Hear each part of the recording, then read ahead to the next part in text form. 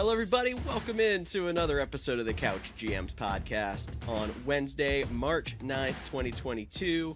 It's good to be back with you, everybody. Here along, joined by Cody Roadcap. Cody, how you doing after our little 2-week break? I'm doing great. What a day to come back. We have a lot of news.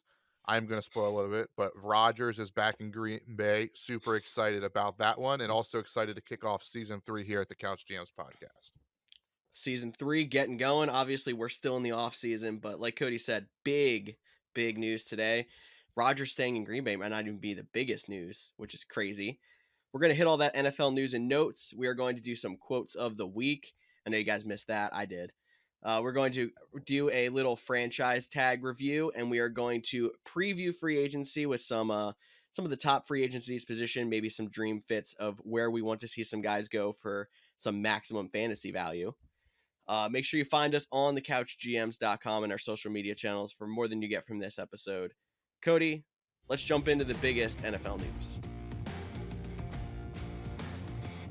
Biggest? I mean, Yes. I think that's a relative term. Well, Depends what okay.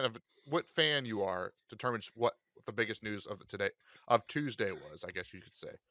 Well, I will still argue in the fantasy spectrum, Rodgers was not the biggest news. It was Russell Wilson being traded to the Denver Broncos because there's so much stock up and stock down from this whole entire move. Russell Wilson was traded to the Broncos. We'll outline the deal here first. The Broncos received Russell Wilson and a 4th-round draft pick.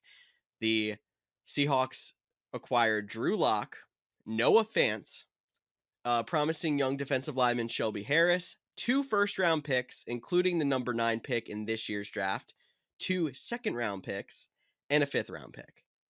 That was a haul for Russell Wilson, who, I mean, he's definitely talented enough and deserves it, but he is also getting up there in age.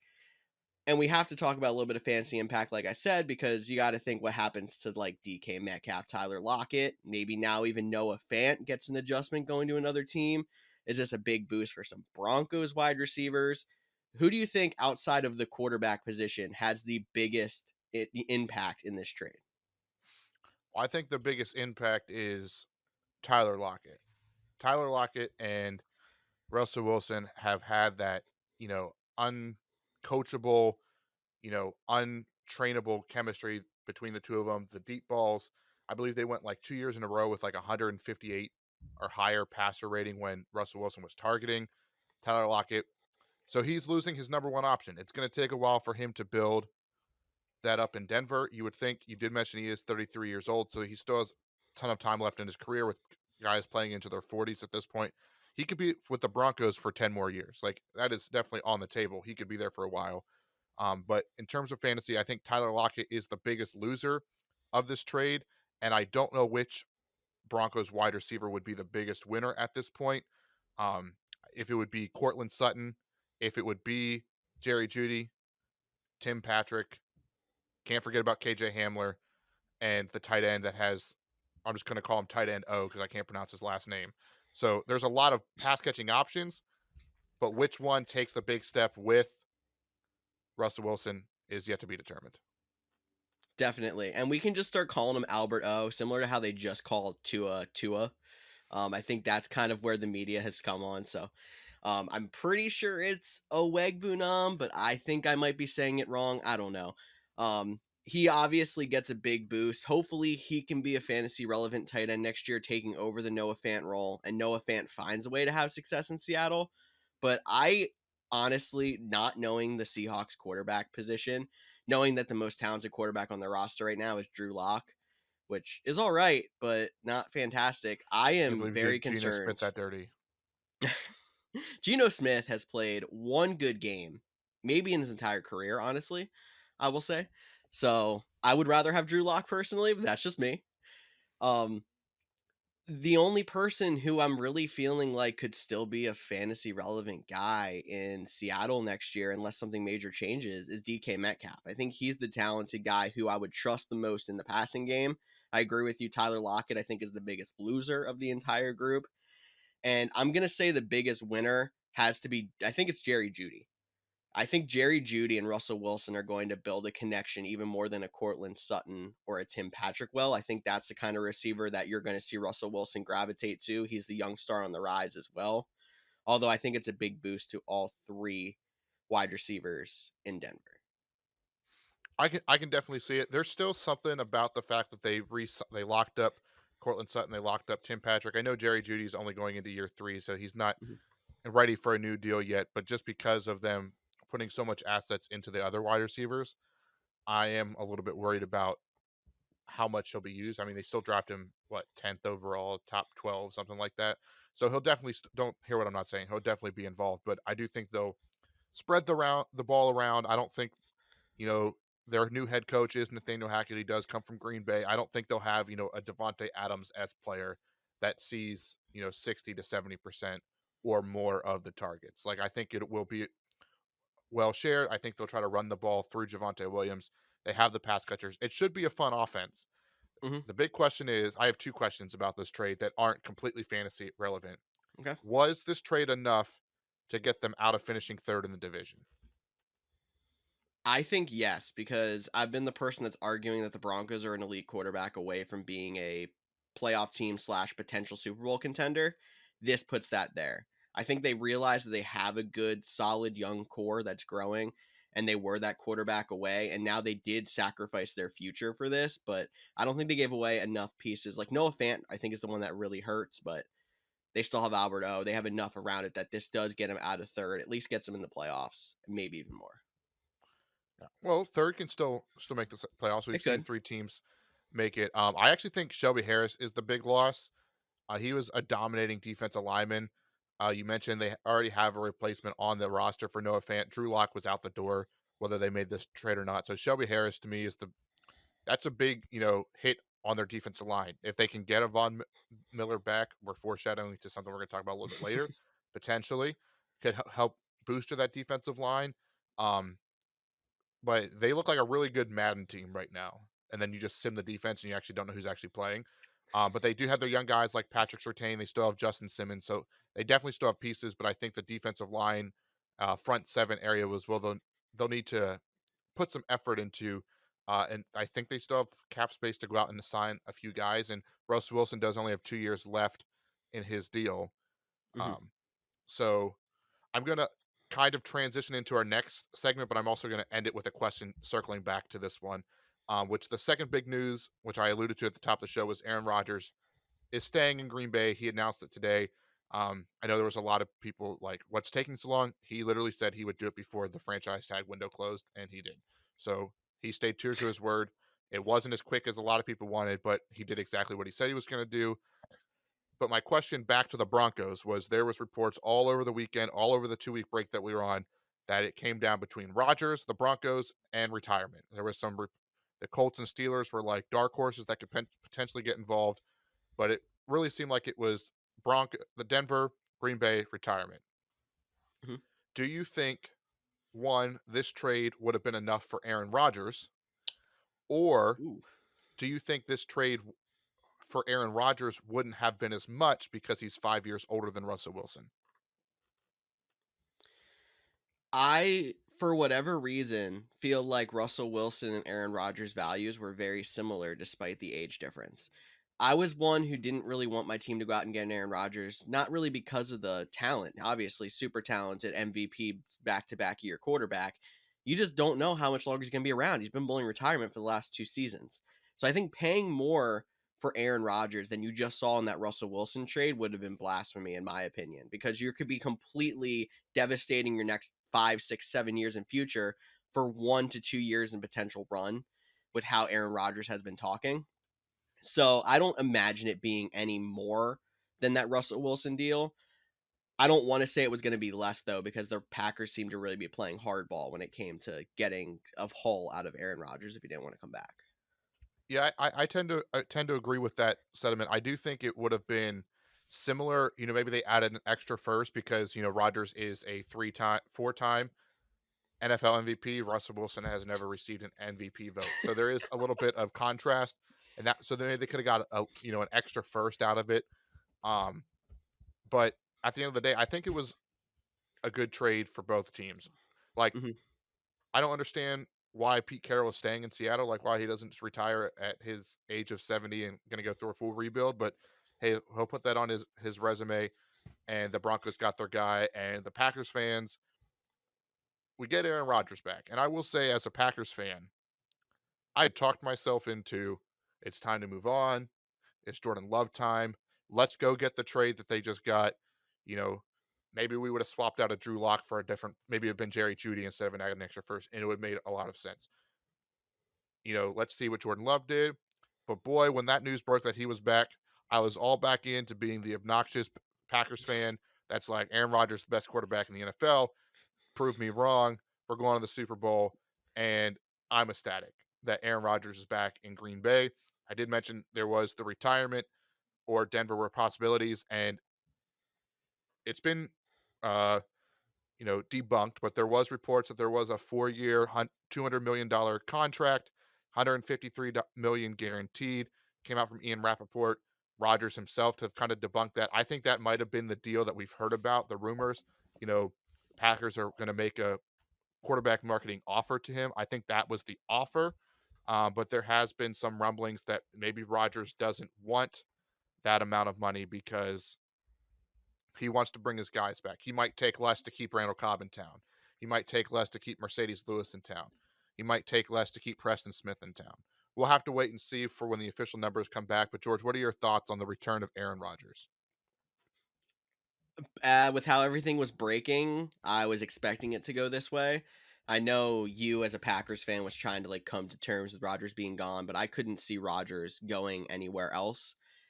And I think it was actually funny how as soon as the Rodgers is staying in Green Bay broke, that's when Russell Wilson was traded to the Broncos. Like the Broncos, I think were waiting to see if they could get Rodgers, and then the trigger on Russell Wilson happened afterwards. But I mean, it's the status quo. I don't think there's even too much to actually talk about, except for the fact that you said that 4-year, $200 million contract was just a rumor, and that actually could help the Packers cap situation if he does take an even more team friendly deal.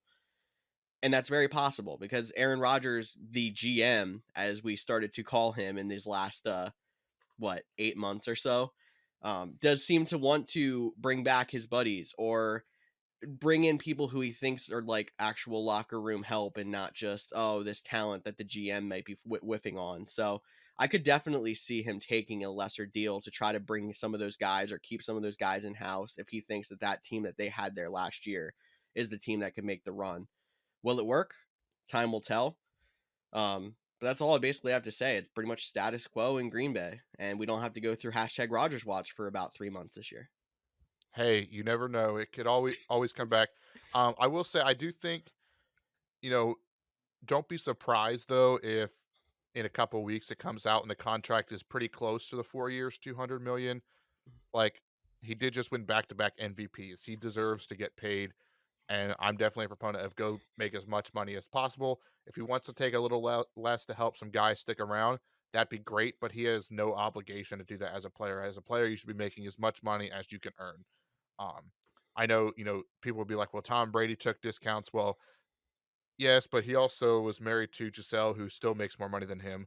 And uh, it's been rumors reported, probably happened that Robert Kraft like really helped invest into TB12 and getting that off the ground. So he wasn't being paid for the team, but he was helping, getting some money into his business, which helped him out in the long run. So there's definitely workarounds for that. So if the contract does come to be out that high, it's still great.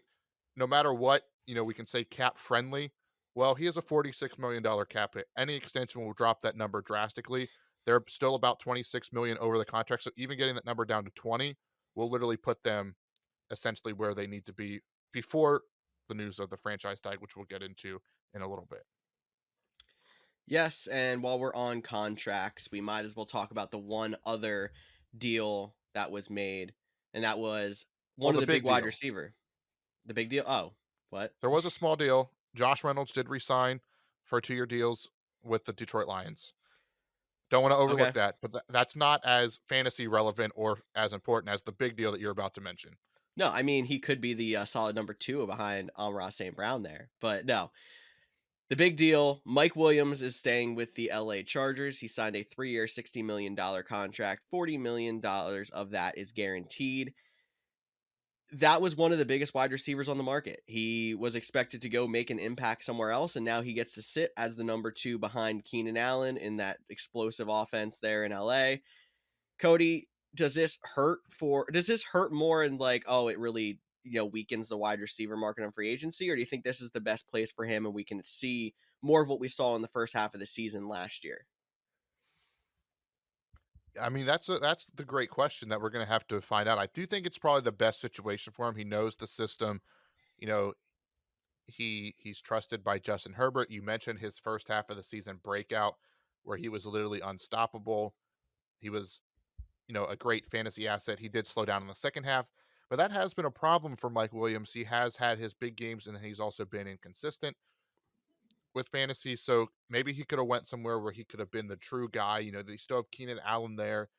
Uh, as what we'll call the number one option, but he definitely had games where Mike Williams was the number one option. But this Chargers teams, they like to throw the ball, they like to run the ball, they like to go for it on fourth down, so he'll definitely get utilized. So I do like this deal of keeping a young piece around Justin Herbert for the years to come.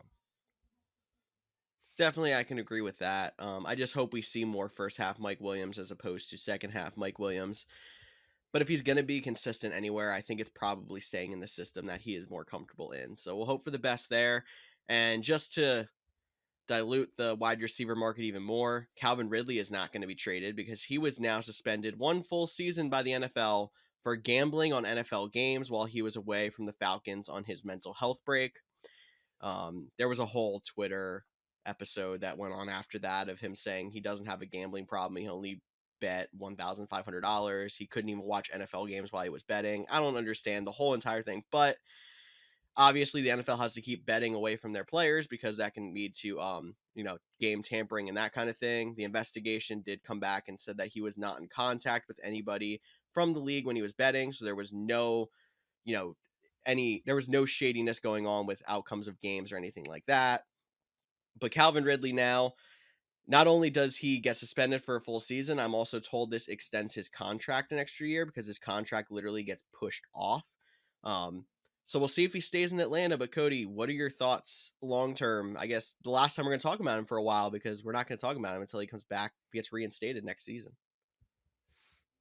Yeah, well, hopefully, if you're in a dynasty league, you can just put him on the IR because suspended will count for the IR.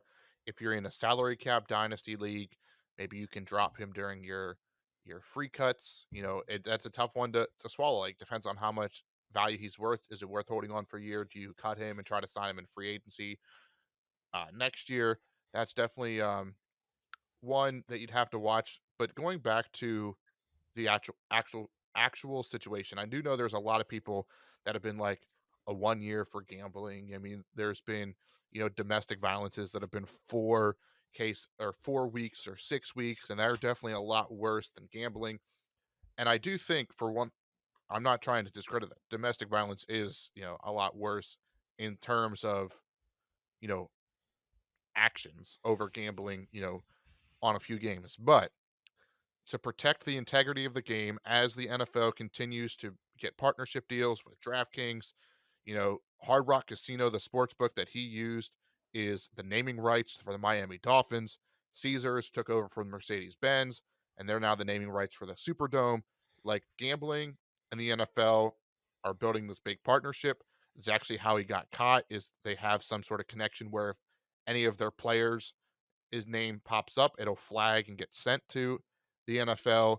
Um, it does seem like in the moment, even though everyone knows they're not allowed to gamble, it's in their contracts. They have signs up in the building. They're not allowed to gamble on the team as an NFL player. It does seem like he was a guy that was like away from the games and he was just like, hey, let me try this out. And then forgot about the repercussions. And they came down strong, which they had to, because honestly, if it was a 2 game suspension, players would just start gambling.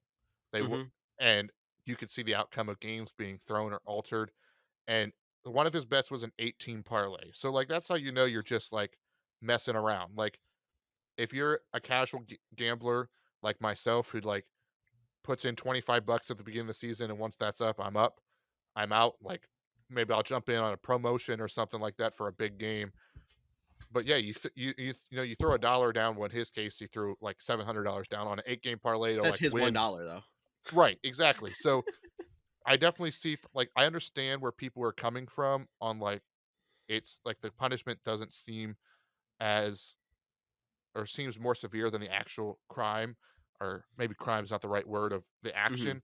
But from a league integrity standpoint, which the league has to upheld, they had to make an example of this as gambling becomes more prevalent because they have to, you know, make sure it deters players from doing it and impacting their game. It will be interesting on the same side of that how some, there was rumors earlier this offseason that an owner was willing to give extra money for a coach to intentionally lose games for a higher draft pick. We'll see how they come down on those players.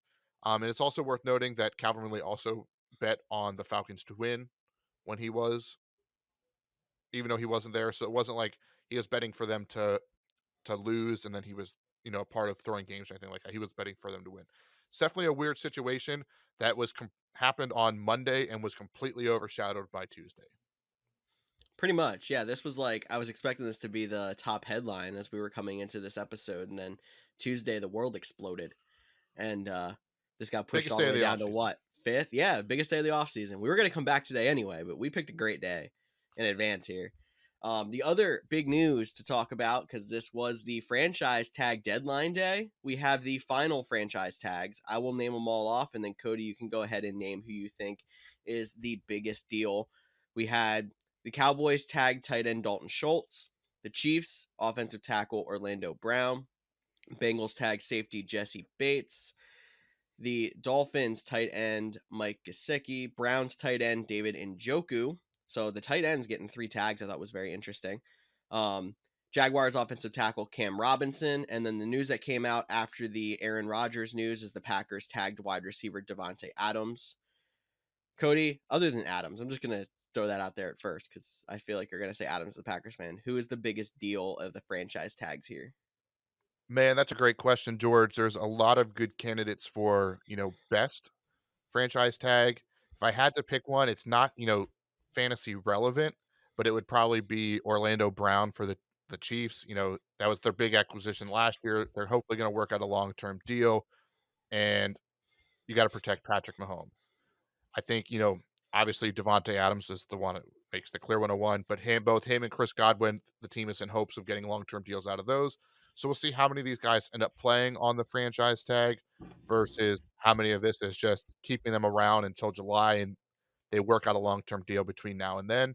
But the biggest surprise to me, I mean, one is all the tight ends, but definitely David Njoku for the Cleveland Browns. This is a guy that I feel like last year they were talking about possibly trading him or he wanted traded. Now they franchise tagged him. They're expected to still keep um, Austin Hooper, who wouldn't actually save them much money, but is owed like 10 point something on the cap this year.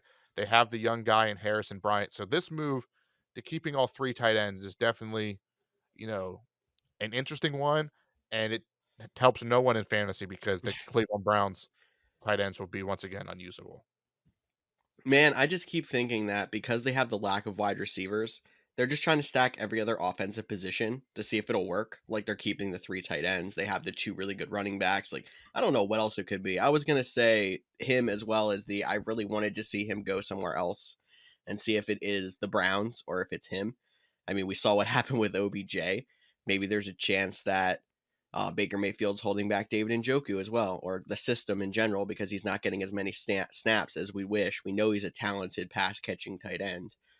Um, but yeah, I think the clear answer, Adams or Godwin, is the biggest tags to stay with their team, but they are hopefully going to sign long term deals. Um, Orlando Brown could be actually a bigger deal for fantasy than we think because we don't think about offensive linemen, but one of the best offensive tackles in the league, being able to keep Patrick Mahomes upright, which we see like when they were still gelling as an offensive line at the beginning of the season, the Chiefs were struggling. Patrick Mahomes was not the fantasy quarterback we knew him as being, but it came back around once they actually started to gel on the offensive line, get their game plan together. And we saw how bad he was, obviously, in the Super Bowl 2 years ago when he couldn't do anything but run for his life. So that's a bigger deal than we expected. And the only other thing I want to say with the other tight end with Dalton Schultz is it's amazing how we didn't even think he was going to be a tight end one in this league until he had that chance 2 years ago with the injury. And now, not only did he take over the Cowboys' main tight end snaps, but he gets a franchise tag. That's a big rise to stardom for Dalton Schultz. And maybe he can be somebody who can be one of those most weak starter tight ends coming into next year's fantasy drafts.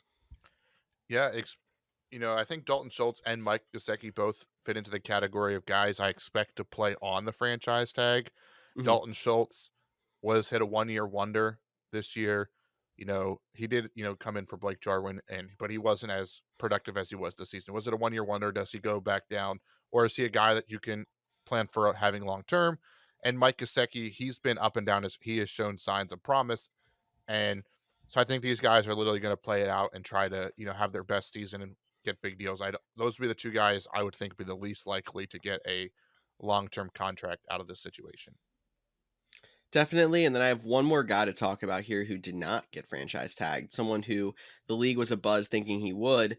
And that's the Patriots and cornerback JC Jackson. It seems like every time they get rid of a good cornerback, another top corner in the league seems to pop up in New England. He's just the next one in the group.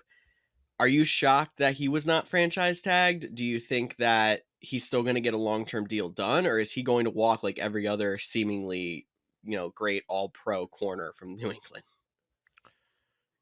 Look, I would say J.C. Jackson, if he doesn't get a deal done, he is far and away the number one option in or in free agency for a team to sign.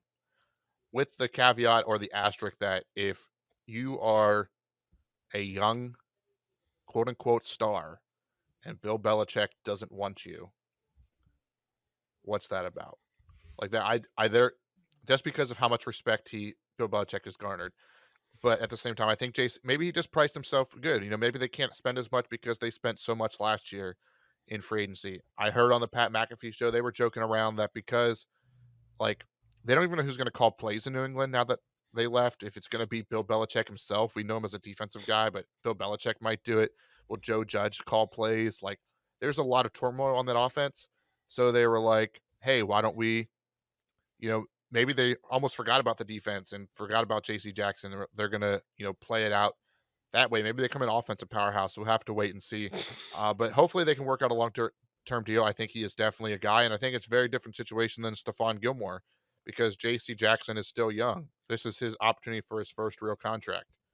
Stephon Gilmore, they were traded, but they signed him as his second contract. He played there for years, and then they traded him when he wanted his third contract. So definitely an interesting situation.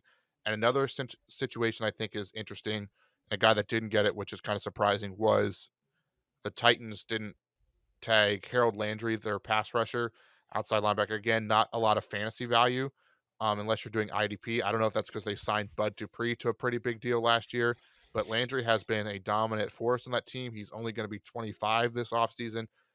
So that is definitely a young pass rusher, another big name. They're hopeful to get a long-term deal done. So I'm surprised they didn't take the approach of tag and try to sign later, but they didn't. So two defensive stars could be hitting the free agent market. Something to keep an eye on for those IDP leagues or anyone who's just a fan of the NFL in general, not just fantasy. But we have a couple of things to hit really quick that we missed in the last 2 weeks. I'll just kind of go rapid fire and we can go in depth if we feel. So feel free to cut me off, Cody, if you want to. We talked a little bit in our last episode about Kyler Murray's Instagram being completely wiped of Cardinals pictures. They are now back. Apparently they were just hidden. Maybe their relationship is starting to get better. The NFL Combine happened this past week, and it was the fastest ever. There were 31 players who ran sub 4.4 or faster, or sub 4.4 40 times. Now, there's a lot of argument on if 40 times actually mean a good player, especially at the wide receiver position, because there's a lot of fast players who just did not pan out. But still, athletes are getting faster and stronger at the same time. It is insane to watch as a fan and someone who is sitting on the couch instead of out there running 40s myself. The Cowboys had some big moves here. They are expected to release Amari Cooper before the start of the new league year. That's obviously getting close, and that's something that we will keep an eye on for everybody there. Also, their defensive end, DeMarcus Lawrence, refused a pay cut. He may be cut as well as a cap casualty because they are trying to free space. They did also, though, come to a contract adjustment with Dak Prescott to try to fill in that cap void. So we'll see what happens with the Cowboys. And then finally, the Bills did grant wide receiver Cole Beasley permission to seek a trade. That could be a big shakeup in that Bills wide receiver room. Maybe we're going to see some guys who we were hinting at last year that could have breakouts, Gabriel having Davis. breakouts this year. Yep, Gabriel Davis. Wanted to see if you knew what I was talking about. I knew you would. But anyway, Cody, if there's nothing else to add, why don't we jump into my favorite segment, Quotes of the Week.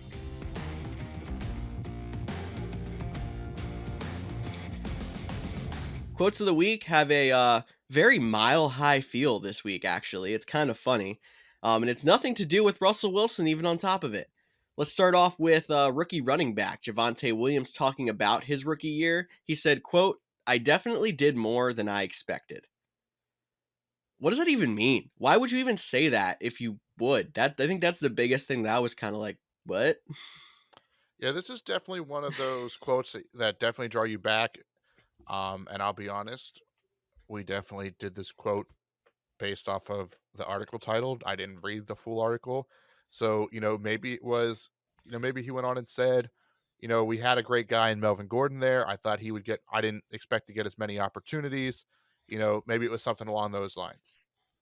But the headline quote, "I definitely did more than I expected," is a little bit interesting. Normally a player is like, often players be like, "I haven't reached my full potential. I didn't do as much as, I wanted to, or there's still a lot left in the tank." But to word it is, "I definitely did more than I expected." Well, what were your expectations? Like, I don't know. It was just definitely, it caught me off guard as a quote. But Javonte Williams still is a really good player. He's going to be helped out by the Russell Wilson addition, and definitely a guy that could be, working his way into a round one running back by the end of the offseason.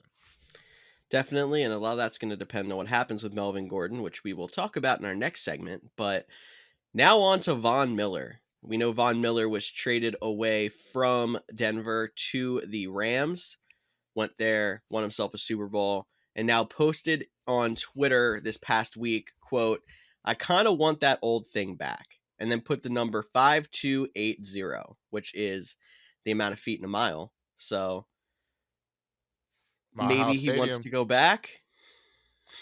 Hey, and it also, it accompanied, he posted a picture of him in his Broncos jersey on IG with the caption saying, "Should I wear 58 or 40?" You know, he was definitely a guy that, was disappointed to be traded, like he understood it, but it wasn't something he wanted. Um, it would be interesting, great GMing. Hey, go win a Super Bowl, come back, get us some picks we'll use to get a quarterback, and then you come back and would do another ride here. Maybe he had some insider knowledge on the potential Russell Wilson trade and was like, "Oh, okay, now you're actually going to have a quarterback." My instinct was, because there was a lot of the rumors going around about Rodgers to Denver, that was kind of like his pitch, like, "Hey, if you come to Denver, I'll be back." Like, there was a lot of speculation there, and I still think it'll be interesting. It could just be him helping garner his market. You know, he's one of the top guys. He's still, demand, 15 plus $1 million a year on the market. So he might be just trying to create interest in that way as well. But it would be fun to see Von Miller back in Denver. Definitely. And you did hint at it earlier in the show when we talked about Shelby Harris being involved in that trade for Russell Wilson. They can use some defensive line help, some pass rush help.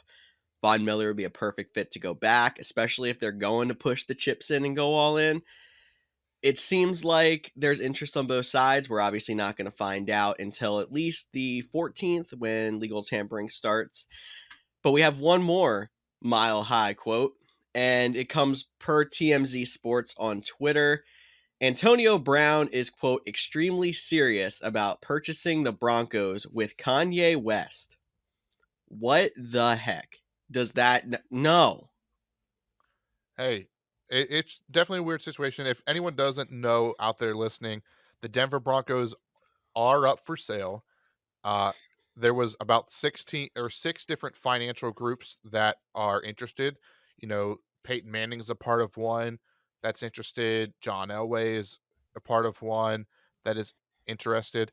And so now there apparently will be a seventh group adding, that will be headlined with Antonio Brown and Kanye West as a potential suitor for Denver.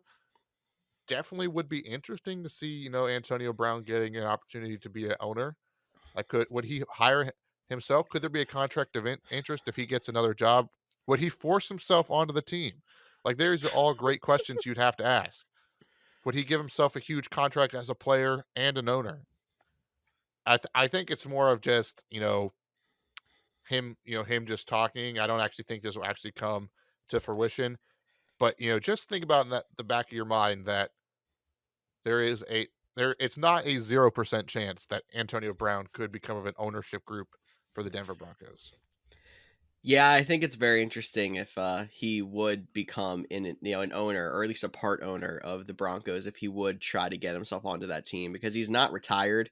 I don't think he's going to get signed anywhere after all the shenanigans, but it's like there's owner athletes in other sports. I think the most common one would have to be NASCAR. There's plenty of people who are part owners of a NASCAR team and also drive for that team. I know that there's coach owners in other sports elsewhere, but I don't know if that dynamic quite fits in the NFL, and it at least raises the question of what would happen. But I think it's a much I don't even know if I want to say that there's a better chance of him being in an ownership group that owns the Broncos or coming back to play again. Like, I think both are fairly low odds, and I don't know which one's more likely.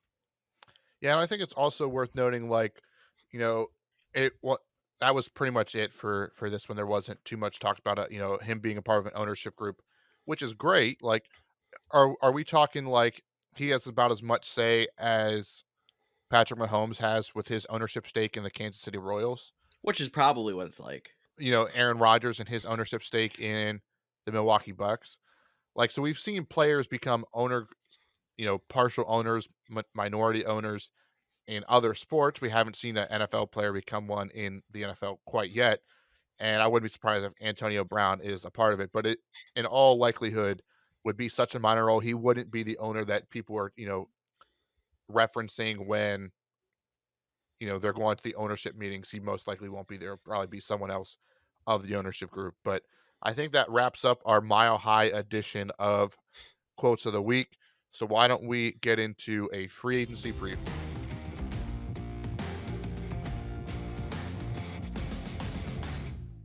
Yes, Cody, why don't we jump in and look at some free agency?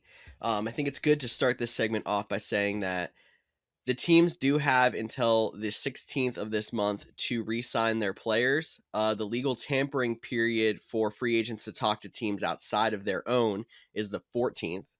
So some things can change before legal tampering and the actual new league year and the chance to sign starts. But we're going to talk about free agents as of this moment.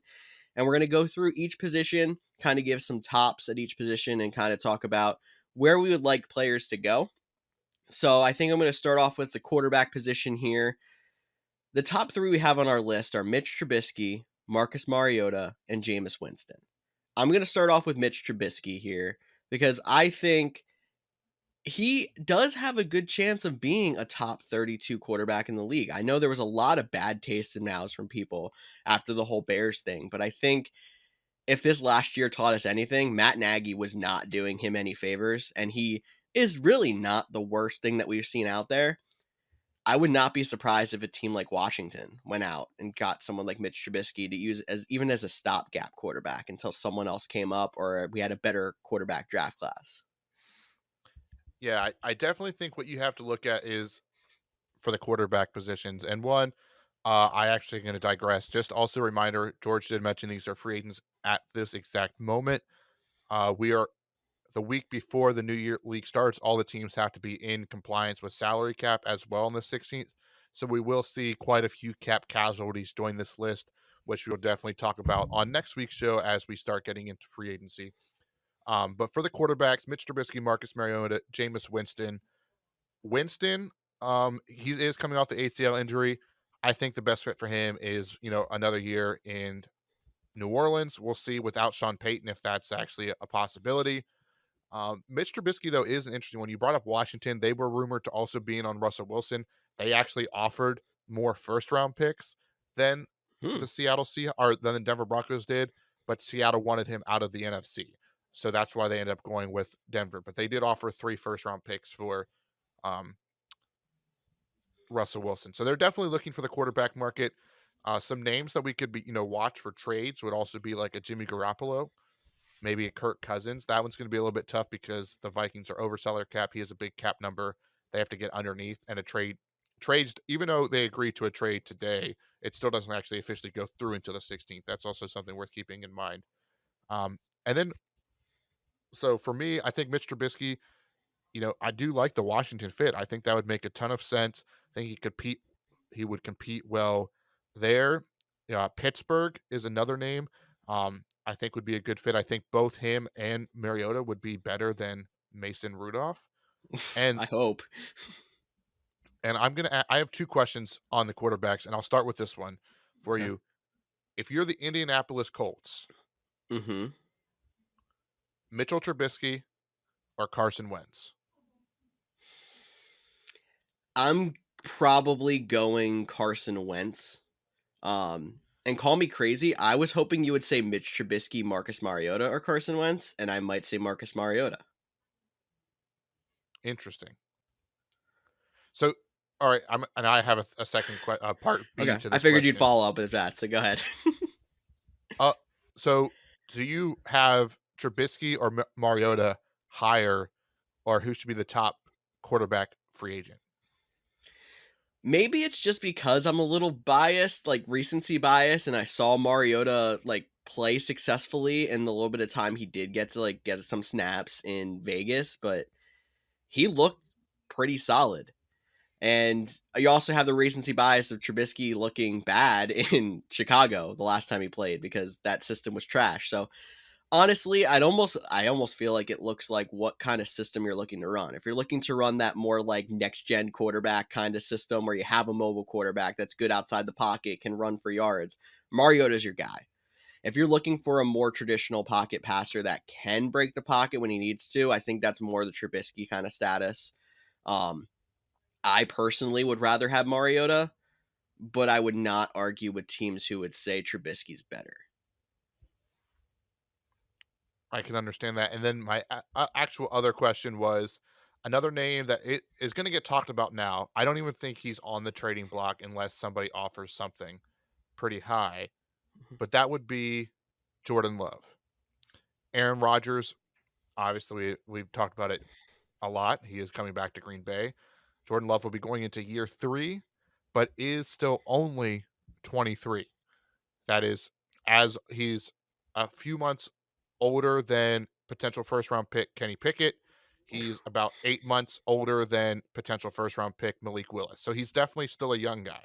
So there is potential. If you're a team like the Steelers, if you're a team like the Colts, a team, that is not going to be able to get one of those top 2 guys, or maybe you don't even like one of those top 2 guys because, you know,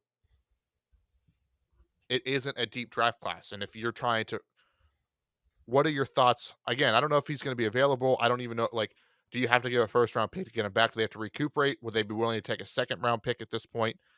Do they want to keep him because he's known the system? And if Aaron Rodgers gets hurt, that's their best option. Like, there's a lot of dynamics there, but I think Jordan Love would be a fun name to keep in the back of people's mind as the season progresses. And it could even be until a training camp injury, like we saw with Sam Bradford getting traded to the Vikings after the Teddy Bridgewater injury multiple years ago. It could be something like that.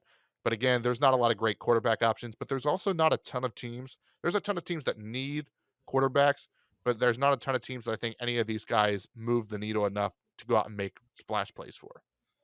Yeah, no, I think the two biggest teams that I'm taking a look at when it comes to the quarterback market, um, well, I guess three, because I think Washington's definitely in the market for somebody.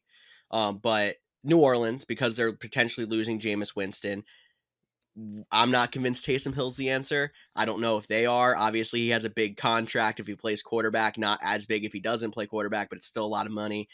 So I don't know if they would go out and sign somebody else instead of maybe just bringing back Jameis Winston. And now Seattle, obviously. If Seattle thinks that one of these guys could be a really good stopgap quarterback or be someone who can kind of come on the bounce back, like Mariota, who was a starter in the past, now is sat behind. If they think he can come back and be a solid quarterback who's also a similar scheme fit to like a Russell Wilson, that would be the team I'm looking at. So yeah, it doesn't really move the needle for a lot of teams, but there's a couple of teams now who are very quarterback needy that you do have to keep an eye on and actually would be a decent upgrade over what they have on their roster. Yeah, and I think you could add Carolina in that mix too. It doesn't seem like if they can help it, they'd rather move on from Sam Darnold.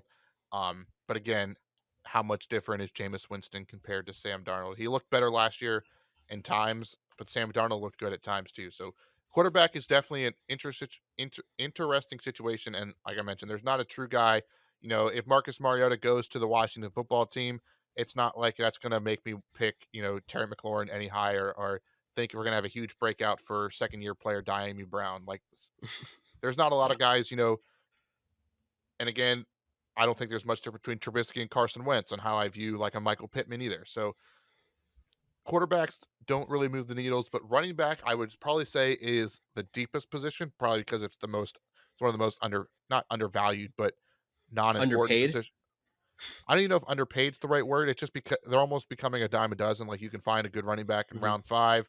He can play for 2 years. We're seeing so many committees now, so you're not seeing guys get huge contracts.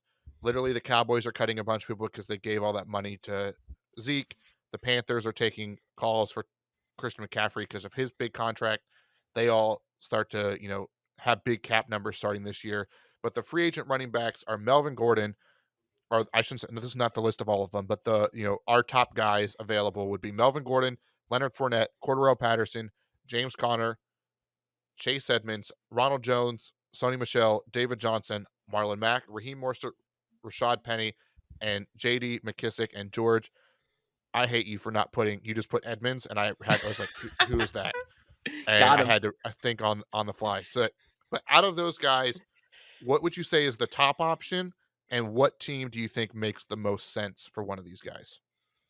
So you see, what I think you got to do is you get a group of these guys. So like you get Raheem Mostert and he gets you through the first 3 weeks. And then you bring in like a James Conner with that as well, and all he does is get goal line touchdowns the entire year. He might get like 100 yards on the season, but he'll get 20 touchdowns. Um, Maybe you pair that with like a Sony Michel because if he's coming off the bench, like he does really good. So you just make him think he's not the starter, and then he has really good when he just comes in on second down every single drive. And then you pair that all up with Leonard Fournette once you get to the playoffs because playoff Lenny is playoff Lenny. But really, though, no. Obviously, I think the top guy on this list has to be Melvin Gordon. And we've been beating the drum for this for a while now, even though he hasn't even been a free agent yet. But I think Melvin Gordon to Buffalo needs to happen because Buffalo needs a top back. And he is definitely somebody who still has a lot in the tank. He was even able to split carries last year, so he doesn't even have all the mileage on his legs. He's my favorite, but I think there's at least 5 guys on this list who could go to Buffalo and I think would be great upgrades and I would love to see. Yeah, I'm with you. I think the Buffalo Bills are the most needy team. I think Melvin Gordon would fit in there quite nicely. I think as a fantasy owner, I'd love to see Cordero Patterson stay in Atlanta because they seem to find a role for him that suits his skill set well, and it'd be nice for him to actually be fantasy relevant.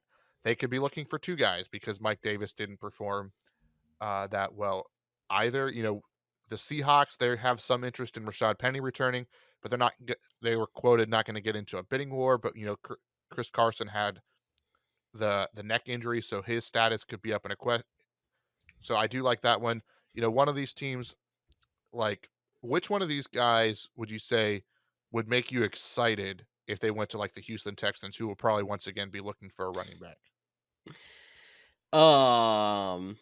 Well, I guess Melvin Gordon has to be one just because I think he's the most talented back. That even though it's in a devoid system, he'd be the guy who I think has the best chance of being a one-man army. Leonard Fournette would have to be the second. And then maybe call me crazy, Marlon Mack, because I feel like Marlon Mack was a very solid back. The Colts kind of decided to go elsewhere when they went with Jonathan Taylor. He got hurt, came back last year, wasn't really used because obviously Jonathan Taylor needs the snaps. I still think he's got a lot of value and could be a solid starting running back. So I think those would be the three that would get me the most excited. But just putting on that Texans uniform makes me significantly less excited about any of these running backs. That is definitely understandable. Some other guys, like they might be in some rotations that I would like to see. One, I think, Melvin Gordon to the Bills is like for fantasy is like the dream for me. I think Mm-hmm. Leonard Fournette going to Miami. You know how Ooh, much I loved good Miles one. Gaskin last year. I think that would be a good fit for him. He'll get to stay, in South. He'll get to stay in Florida where he's blossomed pretty well. I think which I did like. I don't know if you did this intentionally, but when you like paired them, you mentioned two guys, and that was James Conner and Raheem Mostert. Mm-hmm. Because they're losing out on Chase Edmonds and James Conner, I expect one of those guys to be back, and I tend to think it'll be James Conner in Arizona. But I do think if they could get like a Raheem Mostert to be his complement, I think that would be fun for that offense. A pass catcher or a speedster. Again, he's coming off another significant injury, so we'll have to see what his medicals clear out to be. So you can't fully trust Raheem Mostert, but I think James Conner makes a ton of sense back um, to Arizona. But those are like the key guys. But what are some? And my last question is there any of these guys that you think would fit, right in as a number two, like maybe Sony Michel back to the Rams, even though that's kind of but like a number two option, um, that might fit into a team or complement to a guy's starter. Raheem Mostert was going to be one of those guys I was going to say because I think you either have to pair him with a big bodied back like a James Conner. I do like the James Conner Raheem Mostert mix that you did mention there. I think that'd be great for Mostert to get some of the carries off of his workload, hopefully keep him healthier, and then Connor can just take all the big blows. Um, and then obviously, I think the other two that would be great compliments would have to be Cordarrelle Patterson or JD McKissick, generally because they are traditional pass catching backs. I think if they go onto a team that has more of a bruiser, um, I mean, just because lack of better thought, like if you go on to like a Titans with a Derrick Henry and you want to get Derrick Henry a couple less snaps, if you have a more promising pass catching back than they have now in like a JD McKissick or a Cordarrelle Patterson, that's a great thing to try to get defenses' eyes to move on third down, or with a Jonathan Taylor or anything like that. I'm interested to see where those guys go because we've seen those backs who might only really get third down snaps be fantasy relevant before. Um, and maybe Patterson goes to a place to be a little bit more in a third down back, but I kind of doubt it at his age now. I'm interested to see if those guys go to a favorable situation. And I think I just want to mention for the last running back, then we can move on, would be Chase Edmonds. I think he could find a nice spot being complement, whether again the Vikings want to take a swing and, back him up to Dalvin Cook, maybe a secondary option, maybe the Panthers do trade Christian McCaffrey and get a guy like Chase Edmonds, a little bit younger, has a similar skill set. He's not as explosive. He's a little bit more power than a Christian McCaffrey could be a fun suit there. So I think Chase Edmonds might be a guy that can fit into literally any system. Um, but I think we've seen now he isn't the guy that you can make the lead back. But even a guy like Tennessee, he would fit in nicely for uh, behind Derrick Henry, a guy who has some pass catching ability. So Chase Edmonds is another name to watch. But again, a lot of these guys will probably go unsigned until we start seeing injuries because we'll draft some rookies. They are not going to want to have to spend the money on these free agent running backs. So unfortunately, like we might have seen Marlon Mack play his last snaps in the NFL, or you might, get, something that we did mention that we should have probably in the news recap was the COVID rules have been, you know, lifted for all the NFL teams as we head into the next season. And it wasn't in I know I'm going off on a tangent here, but it wasn't in the actual report when I read that. But stuff like veterans on the practice squad protections, unlimited IR rules, like are those things that were now gone because all the COVID stuff has been essentially eliminated? So like if that's the case, like Marlon Mack might have been a practice squad guy if we had those kind of rules again, but if they don't bring that kind of stuff back, which I hope they do, like that made a ton of sense. It was a lot more fun that Hmm. way, help with roster building. So I hope they negotiate that with the NFLPA to keep that the same. But some of the JD McKissic's another guy. Like he's had some experiences, but like you can get a pass catching running back in the draft for less. So some of these True. guys unfortunately might have played their last snaps, even though they're on the list of top running back free agents. That's true. But it is a deep class, and I think it was last year. I know I was banging the table for a lot of guys last year, and it didn't work out the way that we expected. So we'll have to keep an eye on it. But the wide receiver position does not seem as favorable. But there's some guys on here I think that could still be some difference makers.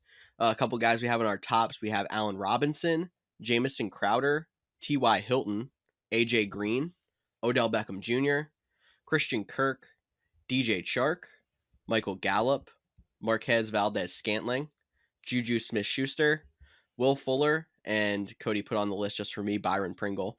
Even though Byron Pringle is probably not the biggest name on this free agent market. But I think it's good to start with guys who might resign. Odell Beckham Jr. is in serious contract talks with the Rams. He might actually fall off of this list before the start of the new league year. Juju Smith-Schuster was also reportedly offered a long-term contract by the Steelers. He might be someone who falls off this list as well. So that'd be two big names off, but there's still a lot of. Oh, sorry, I missed Michael Gallup as well. Especially with the news that you could be seeing Amari Cooper getting cut before the start of the new league year. They are expecting to re-sign Michael Gallup to fill that void. Sorry, I missed that one, but there's still a lot of other guys on this list that could be very interesting. And I just want to start off with Allen Robinson. Do you think Allen Robinson last year was a scheme problem? Do you think it was an Allen Robinson problem? Is he going to rebound wherever he goes? That is probably the question of the offseason for both fantasy and the player, because we've seen Allen Robinson dominate with Blake Bortles. We saw him dominate with Mitchell Trubisky. Was it injuries that just caught up to him this year? Did he try to play through it too much? He was sidelined for a few weeks.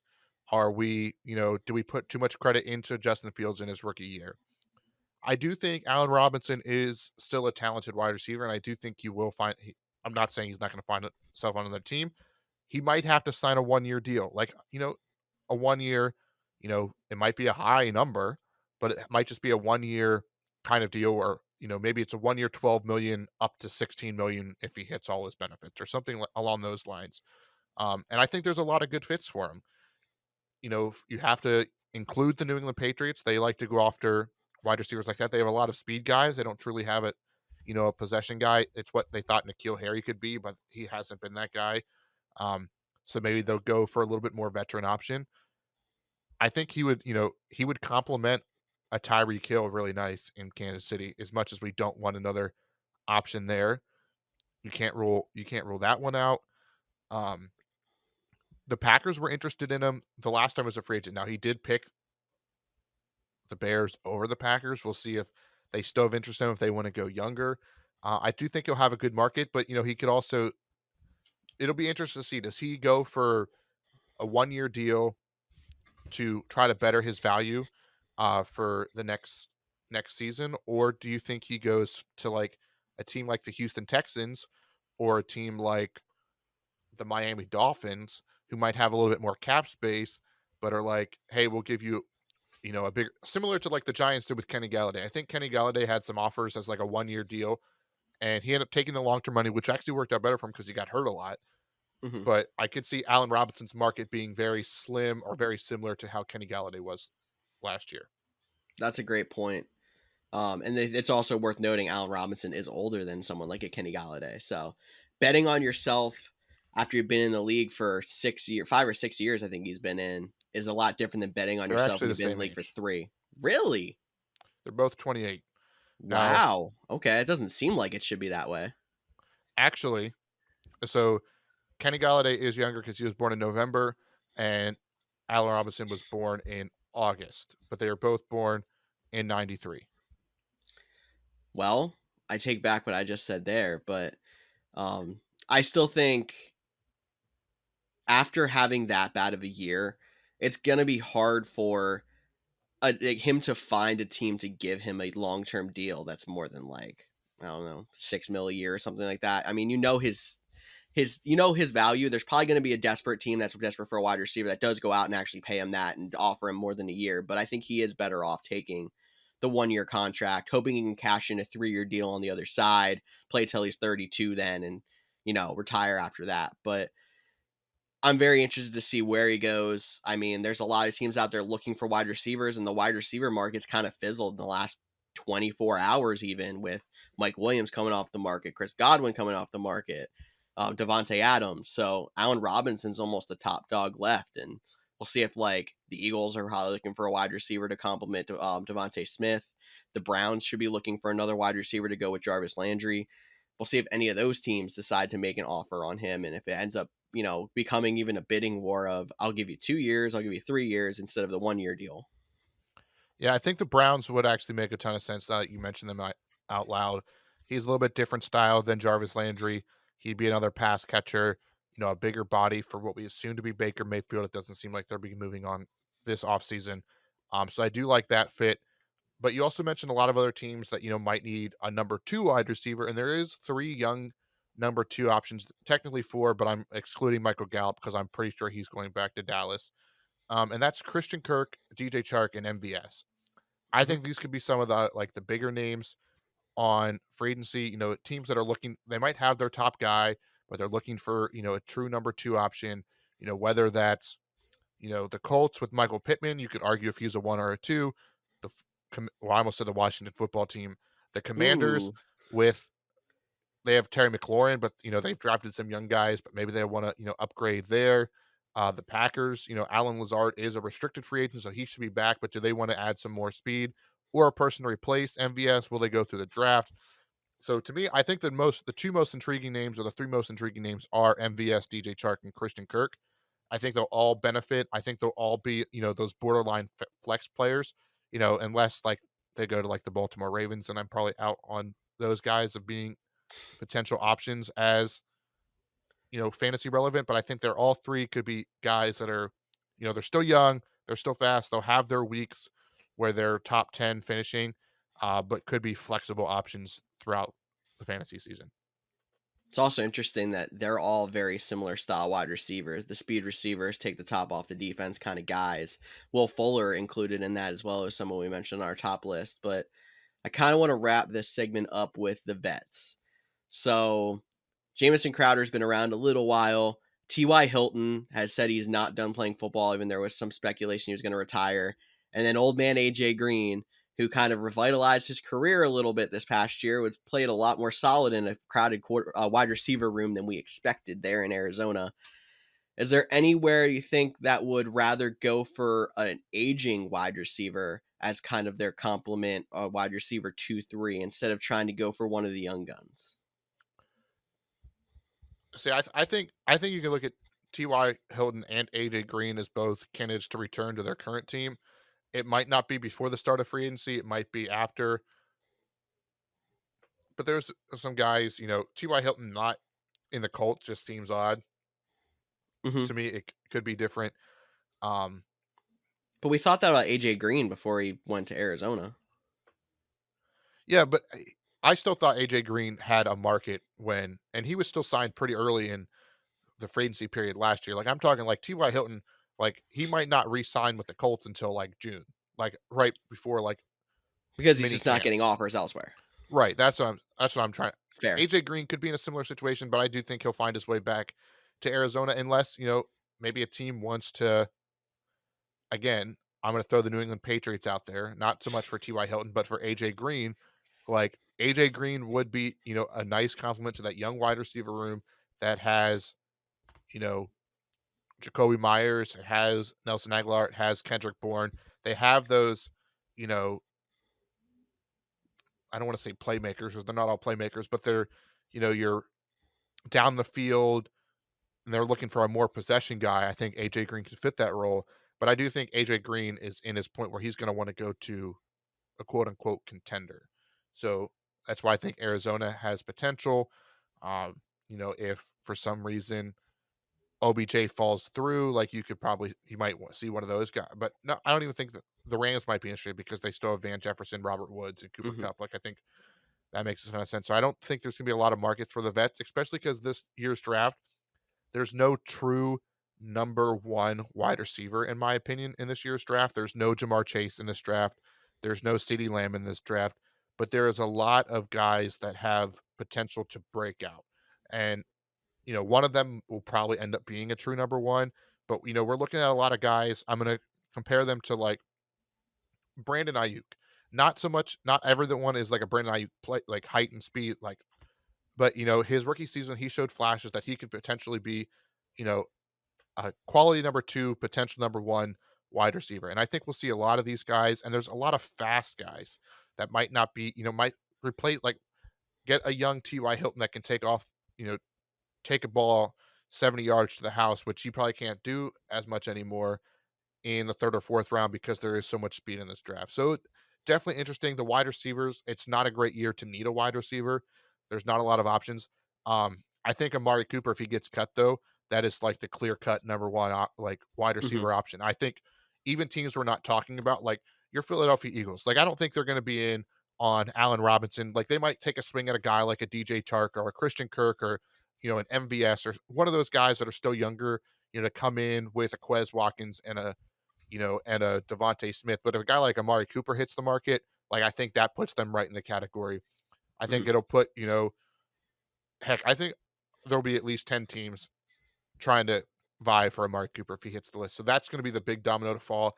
And if any of these other receivers on teams end up getting cut that might not have played or might not have or might be surprising cuts because of the cat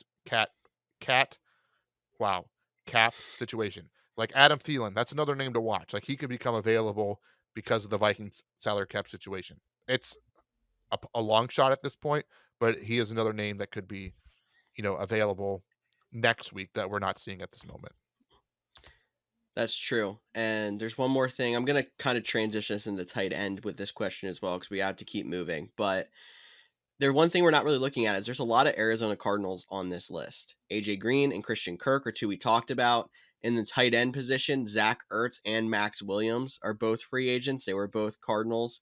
So they're gonna, I feel like they have to be on the market for somebody, whether it's re-signing some of their guys or going out and get somebody else. Cause like they're almost void at the positions of pass catchers behind DeAndre Hopkins now. I mean, they do have Rondale Moore, who was their stud second round pick last year, and he is probably definitely going to be more involved now with that AJ Green and or Christian Kirk. But you would think they'd be on the market for somebody. So do you think it's a one or the other with them? Like they would either get AJ Green or Christian Kirk back? Do you think that they would go for neither? Like, what do you think when that comes to like them losing so many pass catchers? Yeah, that's a great question to see how, that will play out. Like I think I think they're going to try to bring a guy like, Zach Ertz back. He fit well with that team. He became a dominant tight end again. Like I do think they'll try to bring him back. They should have the cap space, and I believe also he's either a free agent or they are allowing him to seek a trade, and that's Andy Isabella. So like they're losing or potentially a lot of turnover. The running backs too. Chase Edmonds, James Conner. Like this could be a completely different Cardinals offense than what we saw in 2020. So definitely something worth. I think Zach Ertz is going to be the name that they're going to try to get back the most on this list. We could see, I wouldn't, again, that's a team that you wouldn't think about, but if Amari Cooper becomes available, they could slide right in there and say, hey, let's pair Amari Cooper, DeAndre Hopkins, have Rondell Moore in the slot. We'll re-sign James Carter and Zach Ertz, and we're cooking with fire. Zach Ertz, I do think will be an interesting name. Like if he isn't back in Arizona and the Colts are in need of a tight end, does he go reunite with his buddy Carson Wentz in Indianapolis? I think that could be an interesting fit there. He has the Zach Reich or Frank Reich. Frank Reich. Frank Reich connection. Zach Ertz is the player. I am all over the place. See, 2 weeks was bad for me because I'm just now the stumbling, bumbling, mumbling podcast host that doesn't know what he's talking about. But outside of Zach Ertz, like Jimmy Graham, don't care. He'll catch a few touchdowns, but he's out of Rob Gronkowski. Again, he's very similar. Like I think he's definitely has more talent left than Jimmy Graham, but without Tom Brady, what are you really getting? Kyle Rudolph, he's up there in age. Robert Tunyon, yeah, you could sign him, but he's probably starting the season on PUP because he tore his ACL. Max Williams had that nasty leg injury. So the two names, uh, OJ Howard, Evan Ingram, young tight ends that we thought were budding stars that I think a change of scenery will do great for them. So those are the two most interesting names. I know the Titans need a tight end. I know Tyler was a huge fan of OJ Howard. He wanted to draft him number 5 over Corey Davis. Maybe he'll get his wish and get OJ Howard in Tennessee. I think that would be a lot of fun. Evan Ingram could be, another option for the Tennessee Titans. I think the Colts, they still have Mo Alley Cox, but Jack Doyle did retire this past week, so they could be in the market. Green Bay, are they going to bring back Robert Tonyan? Will they want to go after a guy like Evan Ingram instead because he can play all the games? Or we're not expecting Robert Tonyan, or do you bring him back and just know after 6 weeks you have a guy that has been successful in your season? What are these guys going to cost? Honestly, Robert Tonyan should cost the most, but because of his injury, he might have to take a 1-year deal and, ball out to get his big guy. Losing 3 tight ends to the franchise tag was definitely killer for all those teams looking for a tight end. Definitely, you really got rid of at least the fantasy relevant tight ends, the guys who are the pass catchers. Like Kyle Rudolph, as much as we tried to will him into being a fantasy relevant tight end in the past, he's a blocking and scheme fit kind of tight end. He's not a guy who's going to go out there and catch passes on the regular. But yeah, I'm interested to see, especially what happens with like Robert Tonyan, because he is the young star who ate up all those touchdowns 2 years ago and then all of a sudden kind of fell off the radar. If Gronk is going to go back, and if Gronk almost has his choice of where he wants to go because of the name, like he said he wants to play with Joe Burrow, maybe that ends up happening. You don't really know. But I'm with you. We've been on the free OJ Howard train for a while. I'm hoping that he goes to somewhere and actually gets to be fantasy relevant.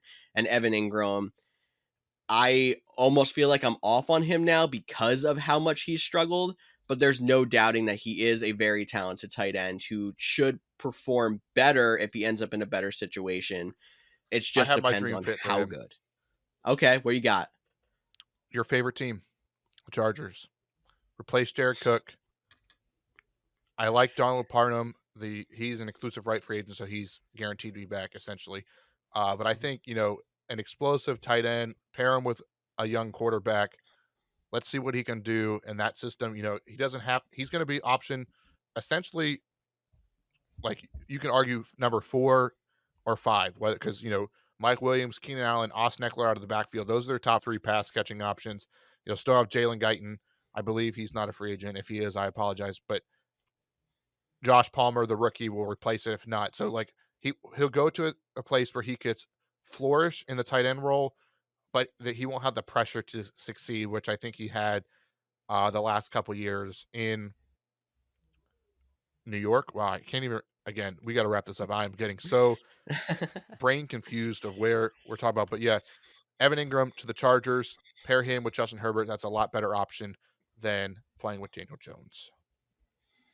The only other place I'm really interested to see what happens at tight end, because we've seen dominant tight ends there in the past, is New Orleans. If they decide to go out and grab somebody. I'm getting on the Adam Troutman train again.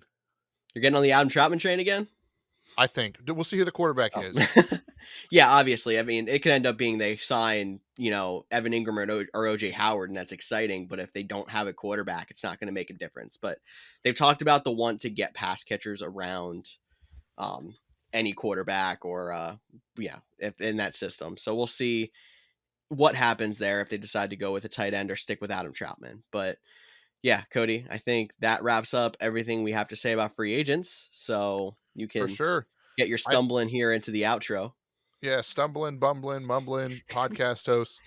But it was so much fun to be back. I know again we went a little long. We are going to keep these episodes a little bit shorter as we go out through the off season, but we were not expecting such the news dump on Tuesday, the March 8th. So, but as always, thanks for listening. We'd love to get you involved. Ideas. Let us hear. Things you want to see from us this upcoming season. Things that'll help you. Things that'll benefit you. If you're a fan of free agency in the draft, I know Tyler, who couldn't be here with us, so most likely be here every other week. Just that's how his work schedule unfortunately has fallen throughout the off season. But we'll be excited with the weeks that he is here. But he is a huge fan of free agency. If you're that like him, you should definitely be checking out the couchgms.com, where hopefully we can have our up-to-date active fantasy or free agent tracker on where players might be going, heading, latest reports, and that kind of stuff. As always, check us out on social medias. On social media. See, again, on social media, not social medias. I don't even know what that means. But as always, thanks for listening. And Tyler would say this podcast is more fun for us and more fun for you when you get involved. Yes, it is, Cody. And thank you all one more time for joining us on our return to the Couch GMs podcast. It was fun to be back with you all. For Cody Roadcap, I'm George Kerth, and we'll see you all next week.